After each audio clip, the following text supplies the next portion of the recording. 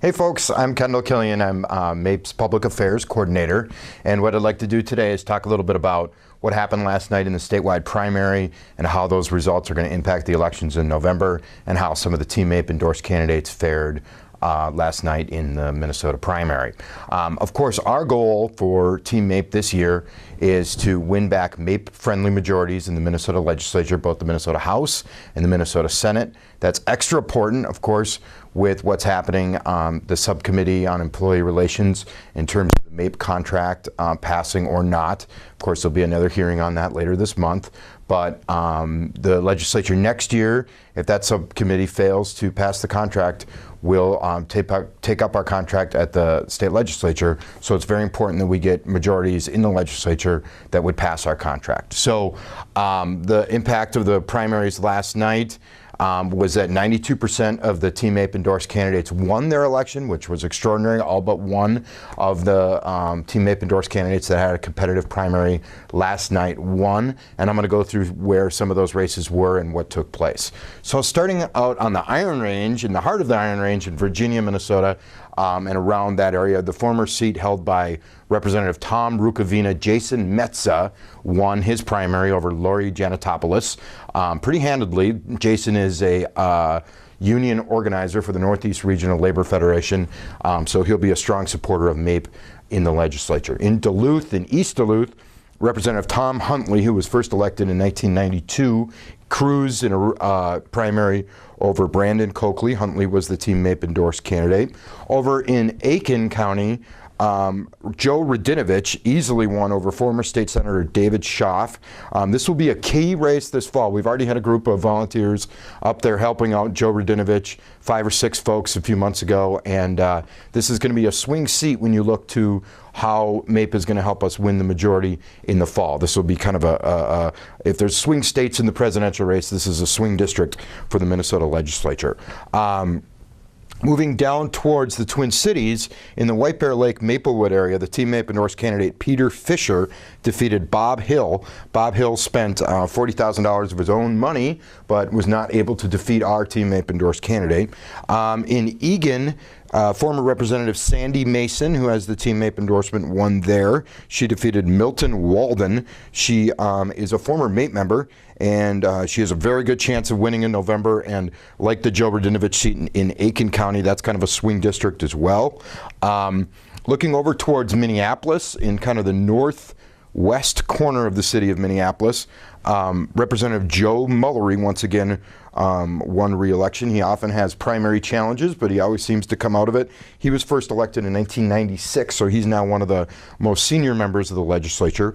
And just south of there was probably one of the most interesting races last night in the entire state, in North Minneapolis and downtown Minneapolis.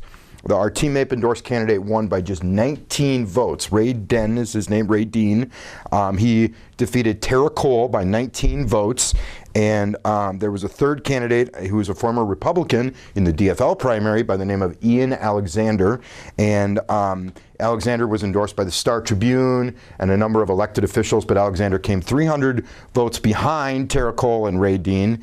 And Ray Dean won by 19. As I said, there will not be a recount in that race, so Dean looks to be the winner, and will be a strong, strong supporter of MAPE in the legislature and a strong supporter of Governor Dayton's plan to tax the richest Minnesotans and ask them to pay their fair share. Now, looking towards the Senate, I'm going to go back up towards northern Minnesota, back to the Iron Range.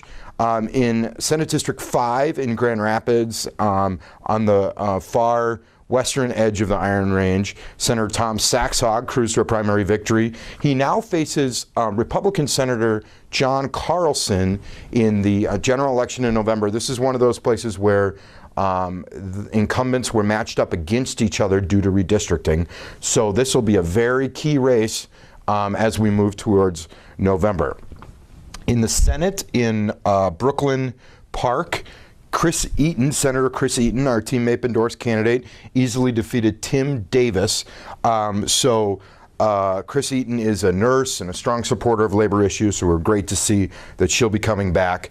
In Senate District 57, which is down in the Rosemont, Apple Valley area, our Team MAPE endorsed candidate Greg Clausen defeated Mike Germain. This is an open seat and another targeted swing district that we'll be targeting in order to win back our MAPE-friendly majority.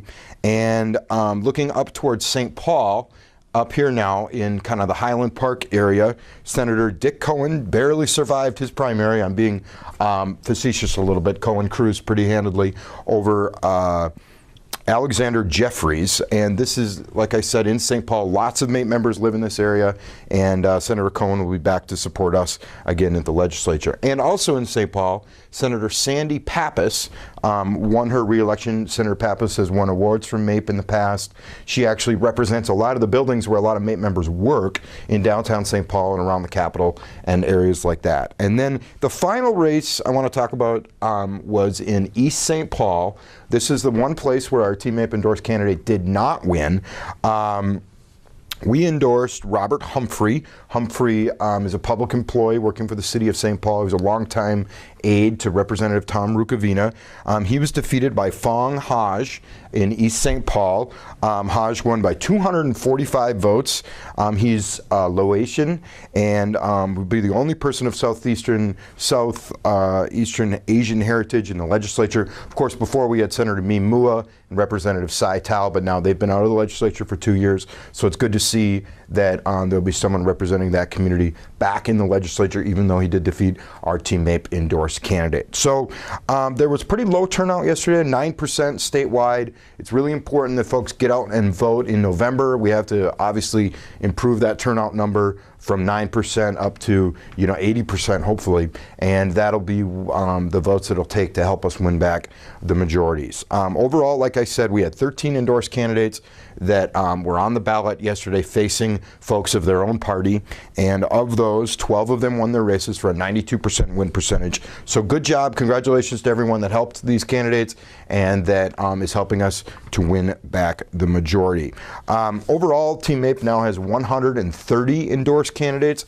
Many of those last night did not have a primary challenge. Our next door knock to help our endorsed candidates will be on August 25th. We'll be helping Susan Kent in the Woodbury area. And then on September 8th, we're going to be helping out candidate Tom DeGree in Lake Elmo. And I have heard that Tom is going to have a barbecue after the door knock and a little pool party at his house in the Lake Elmo area for everyone that comes out and volunteers on September 8th. So that's all I have to say. If you have any questions, please email me, kkillian@mape.org, or call me up at any time, and we could talk about Team MAPE and our endorsed candidates in our electoral program. Thanks. Have a good day. Good God, Kendal.